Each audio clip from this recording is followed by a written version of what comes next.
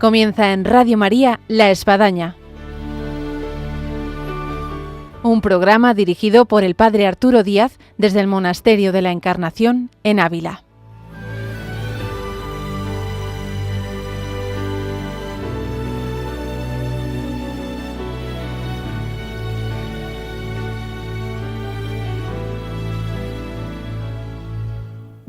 Hola, buenos días, les habla el Padre Arturo Díaz, bienvenidos a La Espadaña. Una espadaña que, como todo último viernes de mes, está dedicado a San Juan de la Cruz, y más en este año jubilar a él dedicado y que tanto bien nos está haciendo, y vamos a ir de la mano de María Ángeles Álvarez, con la cual pues vamos a introducirnos en un mundo maravilloso que son las cartas de San Juan de la Cruz. Bienvenidos a este programa que ahora comenzamos.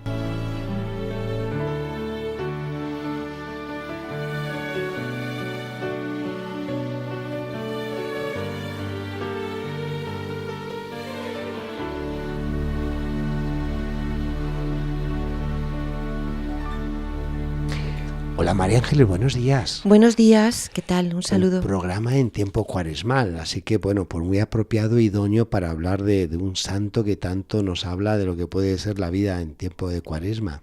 Que tanto nos ayuda en nuestra vida de fe y bueno, que le tenemos ahí siempre como un referente. Sí. Y luego además en una faceta que vamos a tratar en este programa sobre algo muy interesante que es el epistolario, que son las cartas. Sí, la verdad es que es una pena porque tenemos muy pocas cartas, solamente tenemos 33 cartas, en comparación con todas las que tenemos de Santa Teresa, ¿no? Santa Teresa se calcula que llegó a escribir 1000 cartas, se calcula. Ya de San Juan de la Cruz no sé el cálculo que puede haber, pero vamos, probablemente por ahí debió de escribir muchísimas cartas también. Y claro, el por qué que solo tenemos 33, según explica el padre José Vicente Rodríguez, probablemente tiene que ver con la persecución que sufrió el santo, sobre todo por parte de Juan Evangelista, y entonces probablemente en esa persecución pues todas aquellas personas cercanas a él, por ejemplo, no conservamos ninguna carta de su familia, de sus hermanos, ni nada. Entonces probablemente pues le diría, bueno, tienen que destruir las cartas que puedan comprometerle, y por tanto, bueno, pues quedó ahí sobre todo las cartas que se conservan, pues son las que iban dirigidas a Andalucía y a Segovia, ¿no? Sí. O sea, las partes ya más finales de la vida del santo.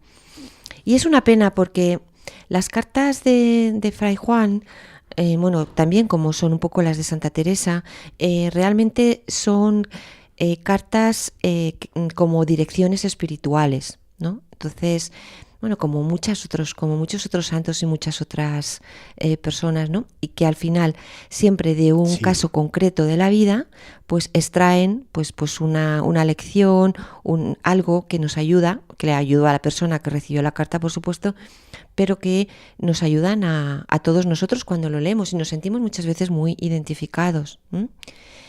De estas cartas, pues 20 fueron dedicadas a religiosas carmelitas, 5 a frailes descalzos y 7 a seglares, en su mayoría también mujeres. Yo pensándolo un poco digo, bueno, claro, porque estas religiosas carmelitas, hijas de Santa Teresa, que ya sabían un poco todo lo que había, pues probablemente aunque les dijeran, tienen que destruir las cartas, pues dijeron, ay no, yo lo dejaré aquí en este misal, esto no lo puedo, no, de ninguna manera.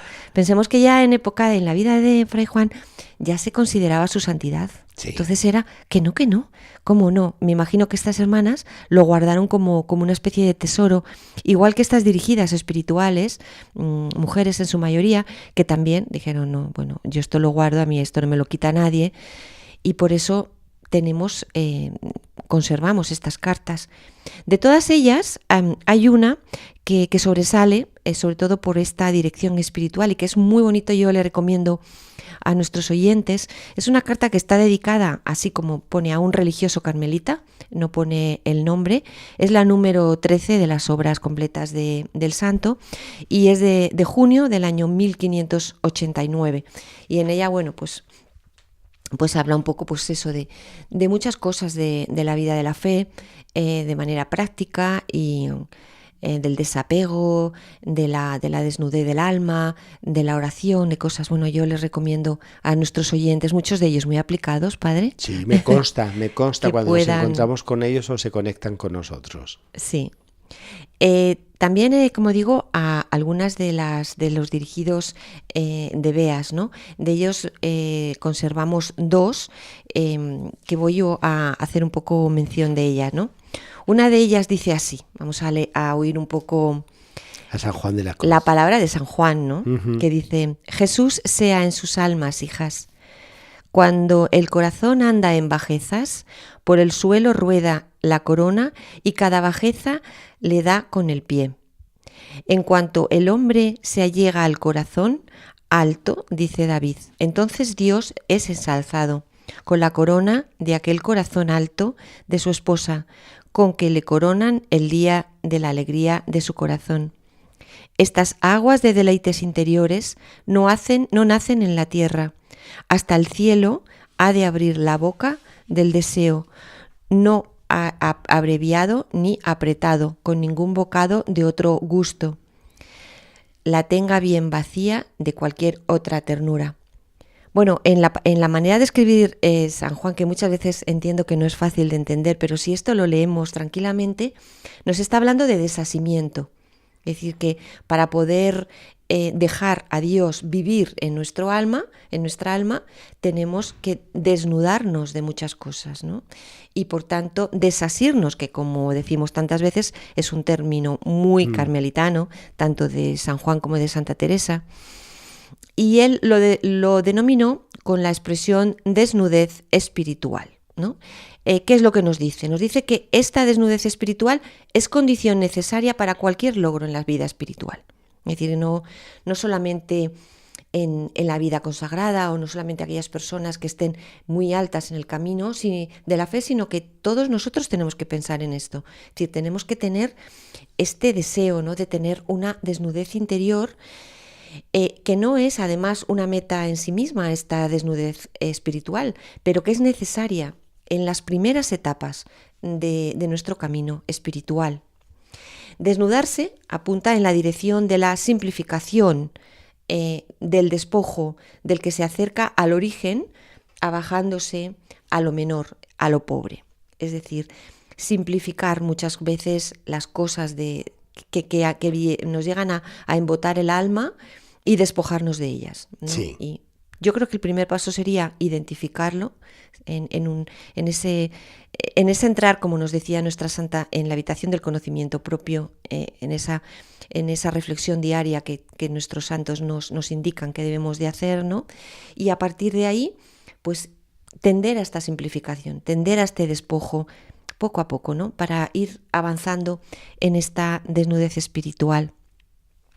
Él también nos lo sigue expresando, todo esto de la desnudez espiritual, en el aviso 35, que también los avisos de Fray Juan también lo recomendamos, que nuestros oyentes también pues acudan a ellos, porque son como justamente avisos, pequeñas ideas, pero muchas veces muy prácticas.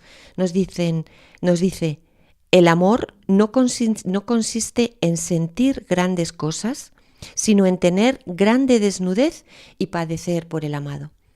Y muchas veces pensamos, ¿no?, que lo máximo en nuestra vida de fe pues es el sentir pues una ternura en la oración, un acompañamiento, una gracia.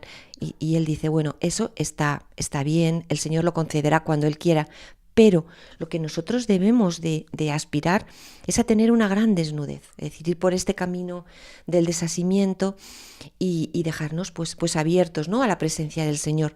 Dice también en este aviso, amar es obrar en despojarse y desnudarse por Dios de todo lo que no es Dios. Es decir, ¿de qué me tengo que despojar en esta desnudez? De todo lo que no es Dios, de todo donde no está Dios, ¿no?, de todo aquello que además no es que no esté Dios ahí, sino que me aparta de Dios.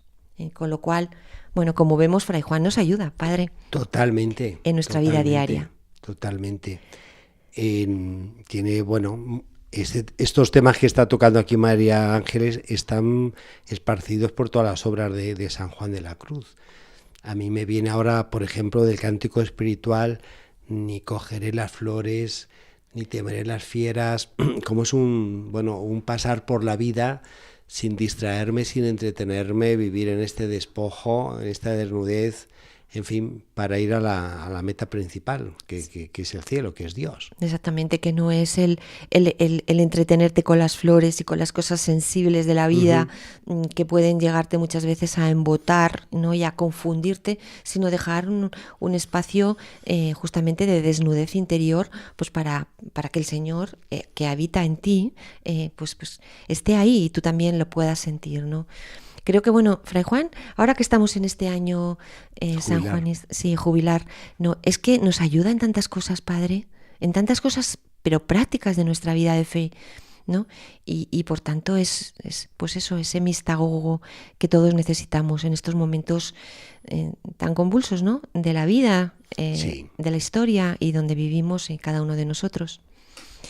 Bueno, yo iba a comentar sí, cómo el padre. género literario de las cartas es un género que hoy por desgracia se nos va perdiendo con los correos electrónicos, con los WhatsApp, pero que es de una gran riqueza en otras épocas y en santos como es San Juan de la Cruz, poder conservar aunque sea un mínimo de esas cartas de las muchas que escribió, porque es un género muy personal, muy allegado, muy reflexionado y bueno, es una riqueza. Sí.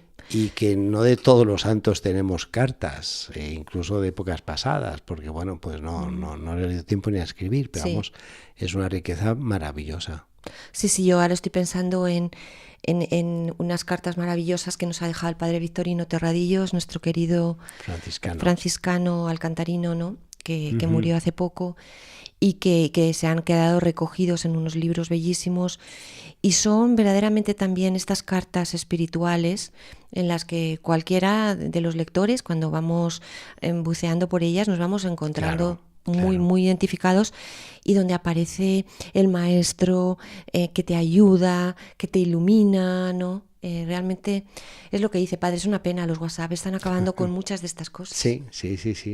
Así que si nos escuchan directores espirituales, maestras de novicias, confesores, en fin, tantas buenas almas que se dedican a la dirección de almas, pues que nos dejen cartas, que serán muy enriquecedoras en el tiempo y luego les puede servir para el proceso de canonización. Sí, ¿no? Sí, pasa un poco también parecido, por lo menos a mí me parece muchas veces con el tema de los sermones, ¿no? Que muchas veces hay verdaderamente sermones que son muy valiosos y que convendría tenerlos por escrito para luego reflexionar, ¿no? Porque hay momentos en los que, bueno, que dices, bueno, quiero volver. Ahora estoy en Pascua o ahora estoy en Cuaresma. Sí. Aquello que oí, que también me hizo y que vuelvo otra vez a ello, ¿no? Y a mí me parece también que eso está también muy bien, el recoger estos textos espirituales que nos ayudan. Bueno, vamos a seguir avanzando un poco en la vida del santo y vamos a entrar en un momento que ya empieza a ser bastante convulso, pero que nos va a ir marcando un poco cosas que van a pasar más adelante, muchas de ellas muy dolorosas. Estoy hablando del capítulo provincial de Valladolid del año 1587, en el que, bueno, durante 15 días antes de comenzar este capítulo, que se llamó ya Magno Capítulo, ¿no? ¿Por qué? Porque había más de 100 capitulares de la Orden Descalza. Se reunieron el provincial y 4 vicarios para preparar, durante 15 días, para preparar el capítulo. Entre ellos, uno de los 4 vicarios era San Juan. Se celebró del 18 al 27 de abril de este año 1587 y en él terminó Jerónimo Gracián su oficio como vicario provincial de Portugal, por tener diferencias en las cosas de gobierno, según cuenta la hermana María de San José. Es decir, empezamos a ver ya los problemas que va teniendo el padre Jerónimo Gracián, el gran amigo, el gran confesor de Santa Teresa, uno de los primeros carmelitas descalzos en los que la santa confió su reforma, pero que empieza ya a tener problemas. Y como es esta hermana María de San José, otra de las ilustres hijas de Santa Teresa, una mujer valiente, una mujer sensata, culta, muy, muy santa.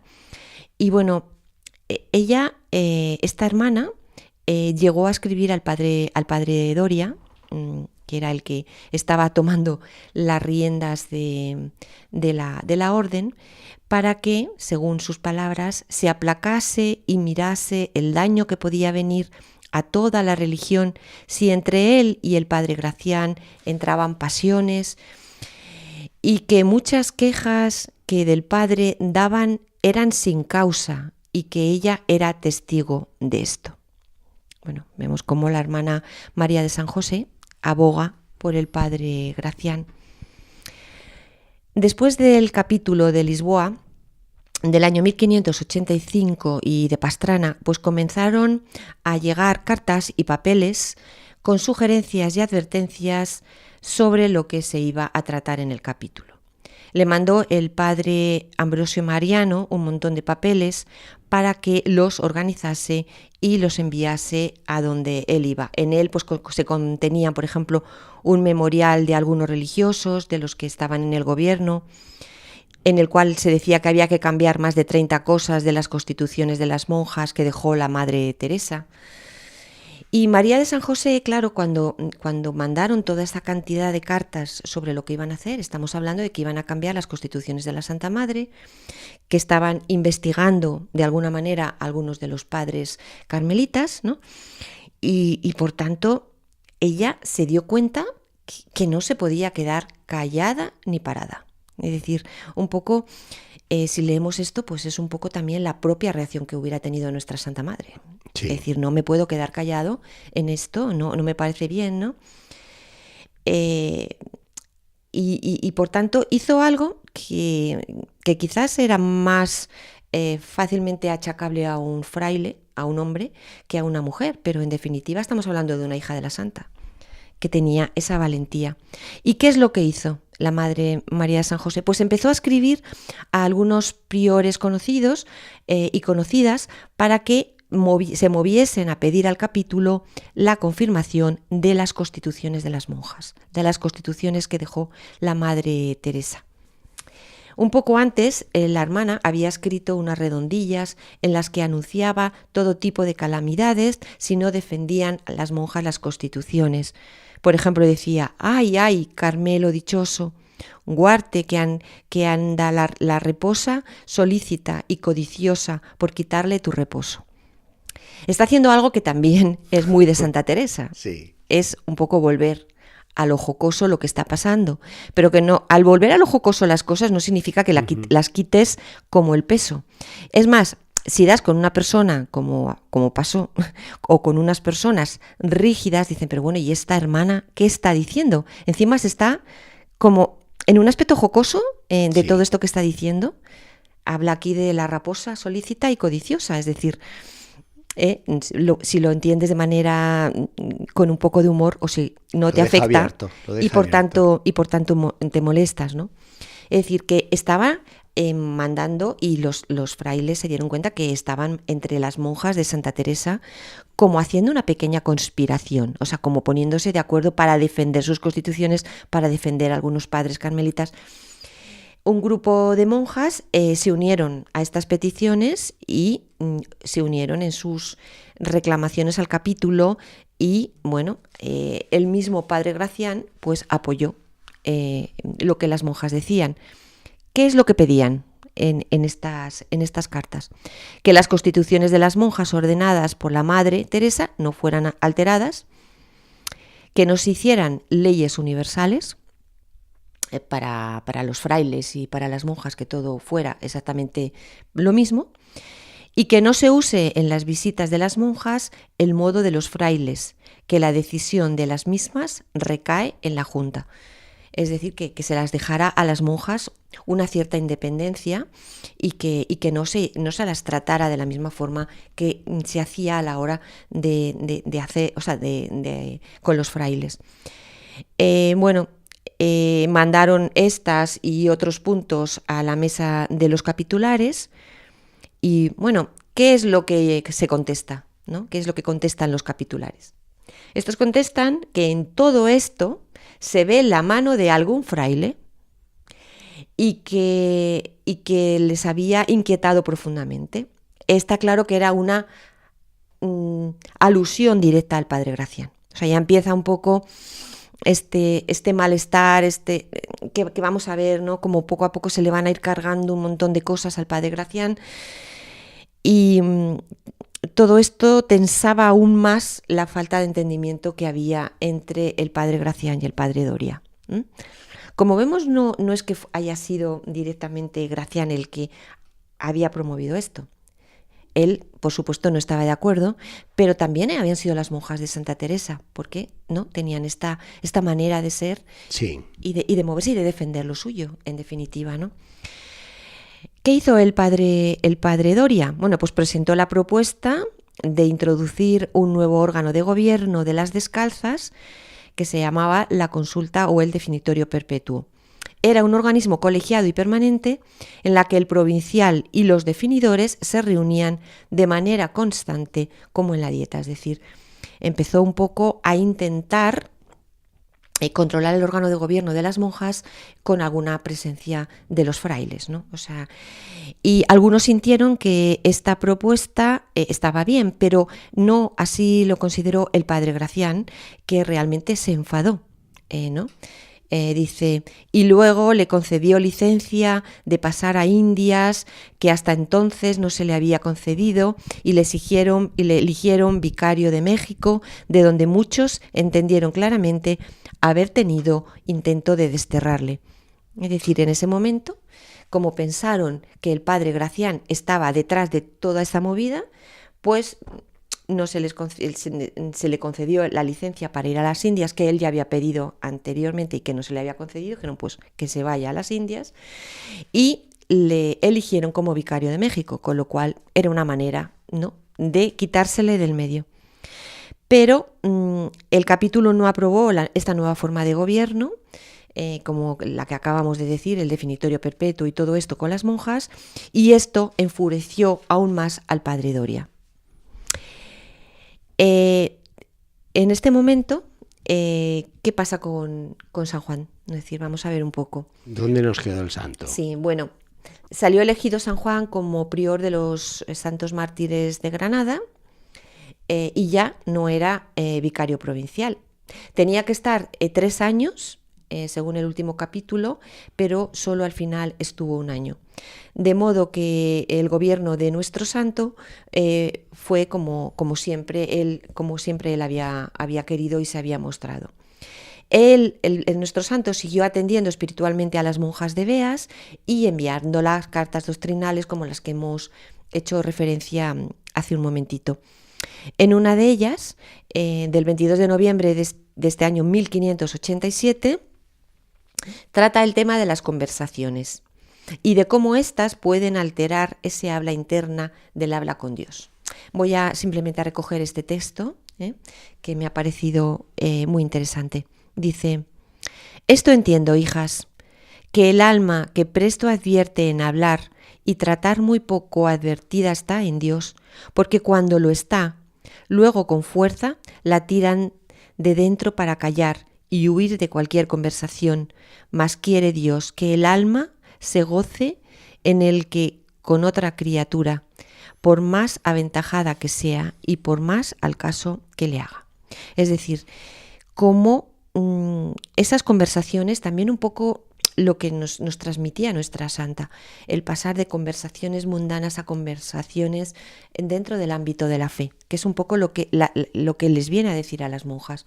Es decir, no les dice no conversen ustedes, pero siempre pensando en estas conversaciones que son las que quiere Dios, ¿no? Que sí quiere Dios el alma. Uh-huh. Sobre todo que se mantengan tanto dentro del ámbito de la clausura como las conversaciones que las monjas tengan con personas de fuera, que vayan a hablar con ellas, con familiares, ¿no? Que siempre estas conversaciones se mantengan en este nivel. Con lo cual vemos cómo, y ya para finalizar, padre, cómo en medio de todo esto que se está planteando en la orden tan convulso, y que vamos a ir viendo cómo se va a ir complicando mucho más, Fray Juan sigue teniendo toda su labor pastoral, sigue llevando los santos mártires, sigue ayudando a las monjas de Beas, a tantos seglares. Es decir, es que muchas veces no pensamos que cuando te dedicas tanto intensamente a una cosa, descuidas otras, pero vemos cómo, tanto en el caso de San Juan como lo veíamos en Santa Teresa, son capaces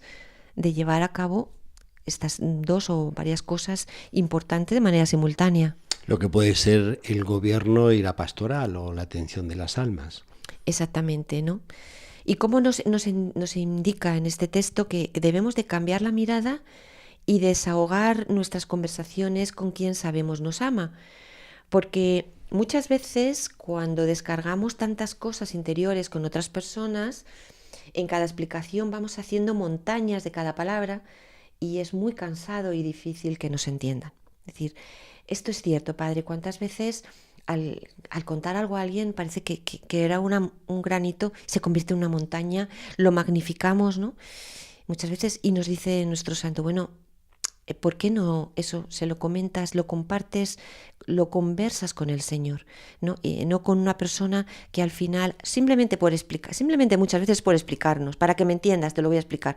Y poco a poco vamos haciendo una especie de montaña, sí, de cualquier palabra, de cualquier cosita que nos ha pasado, ¿no? Y entramos muchas veces en bosques llenos de espesura, Padre.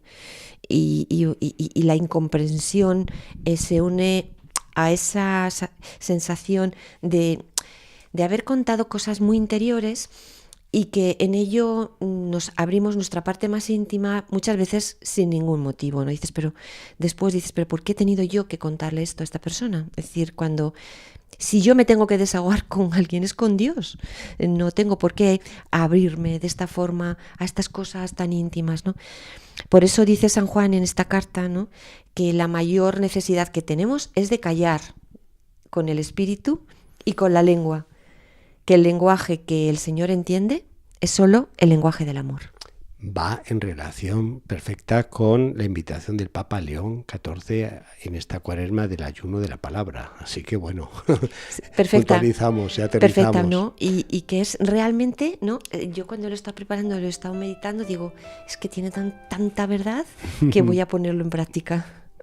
Muy bien, María Ángeles, pues muchas gracias. Y quedamos hasta la próxima, que nos ha sabido a poco. Seguimos leyendo a San Juan y aprendiendo tantas cosas en nuestra vida diaria. Muy bien.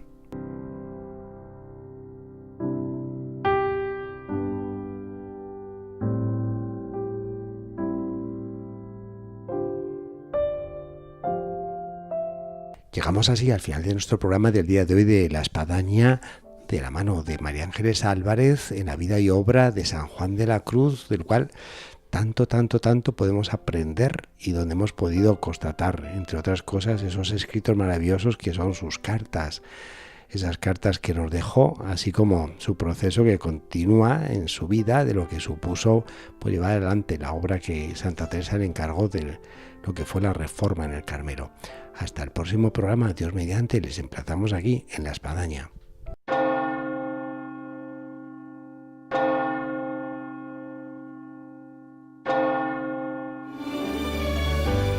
Han escuchado en Radio María La Espadaña, un programa dirigido por el padre Arturo Díaz desde el Monasterio de la Encarnación en Ávila.